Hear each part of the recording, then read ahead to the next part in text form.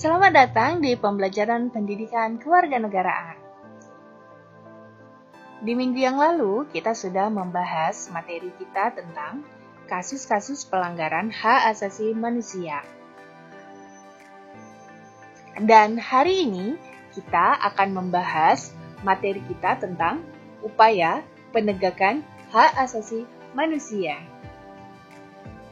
Jadi, dalam upaya penegakan hak asasi manusia ini, pemerintah membentuk beberapa lembaga yang berupaya dalam penegakan hak asasi manusia. Nah, yang pertama adalah Komisi Nasional Hak Asasi Manusia.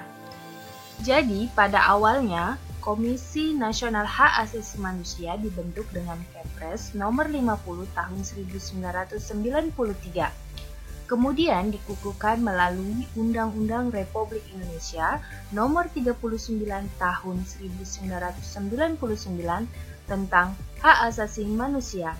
Nah, Komnas HAM ini merupakan lembaga negara mandiri setingkat lembaga negara lainnya yang berfungsi sebagai lembaga pengkajian, penelitian, penyuluhan, pemantauan, dan mediasi hak asasi manusia. Komnas HAM beranggotakan 35 orang yang dipilih oleh DPR berdasarkan usulan Komnas HAM dan ditetapkan oleh Presiden. Masa jabatan anggota Komnas HAM selama 5 tahun dan dapat diangkat lagi hanya untuk 1 kali masa jabatan. Pembentukan komisi ini merupakan jawaban terhadap tuntutan masyarakat maupun tekanan dunia internasional tentang perlunya penegakan hak asasi manusia di Indonesia.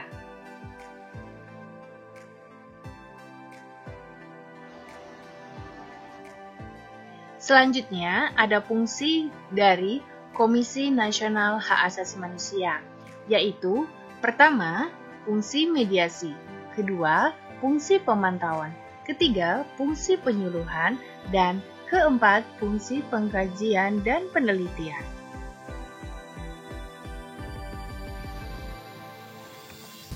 Kemudian ada tujuan dari Komnas HAM. Yang pertama adalah mengembangkan kondisi yang kondusif bagi pelaksanaan hak asasi manusia yang sesuai dengan Pancasila, Undang-Undang Dasar 1945, dan Piagam PBB, serta Deklarasi Universal Hak Asasi Manusia. Dan yang kedua, meningkatkan perlindungan dan penegakan hak asasi manusia guna berkembangnya pribadi manusia Indonesia seutuhnya dan kemampuan berpartisipasi dalam berbagai bidang kehidupan. Jadi, setiap warga negara yang merasa hak asasinya dilanggar boleh melakukan pengaduan kepada Komnas HAM. Pengaduan tersebut harus disertai dengan alasan, baik secara tertulis maupun lisan, dan identitas pengadu yang benar. Selanjutnya yang kedua, ada Pengadilan Hak Asasi Manusia.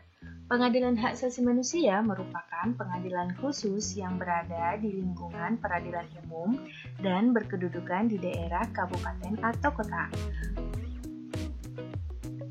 Pengadilan Hak Asasi Manusia merupakan pengadilan khusus terhadap pelanggaran HAM berat yang meliputi kejahatan genosida dan kejahatan terhadap kemanusiaan. Maksud dari kejahatan genosida adalah setiap perbuatan yang dilakukan dengan maksud untuk menghancurkan atau memusnahkan seluruh atau sebagian kelompok bangsa, ras, etnis, dan agama. Pengadilan HAM bertugas dan berwenang memeriksa dan memutus perkara pelanggaran HAM yang berat.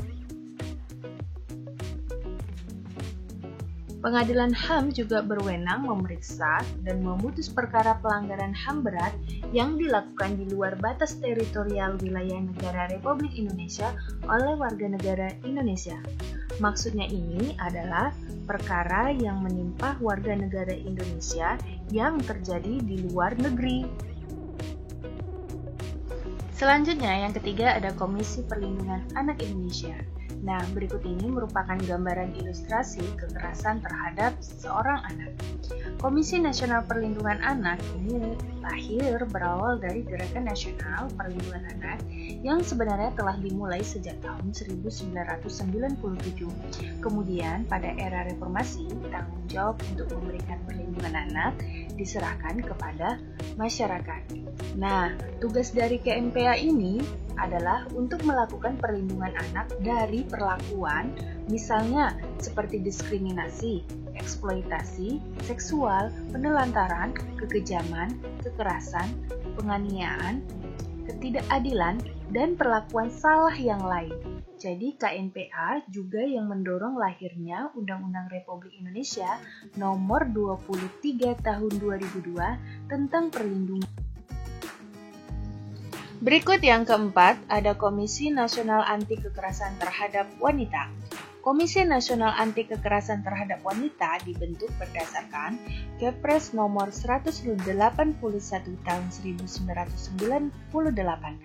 Dasar pertimbangan pembentukan Komisi Nasional ini adalah sebagai upaya mencegah terjadinya dan menghapus segala bentuk kekerasan terhadap perempuan. Nah, berikut ini merupakan gambaran ilustrasi kekerasan terhadap seorang wanita. Kemudian yang kelima, ada Komisi Kebenaran dan Rekonsiliasi.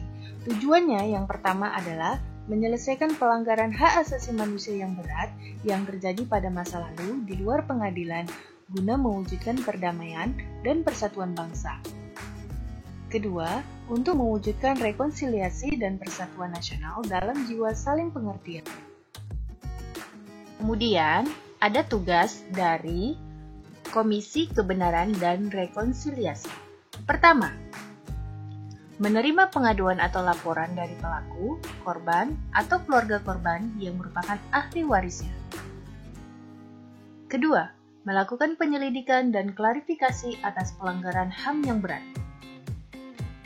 Ketiga, memberikan rekomendasi kepada Presiden dalam hal permohonan amnesti. Maksud dari amnesti ini adalah pengampunan atau penghapusan hukuman yang diberikan kepada Presiden.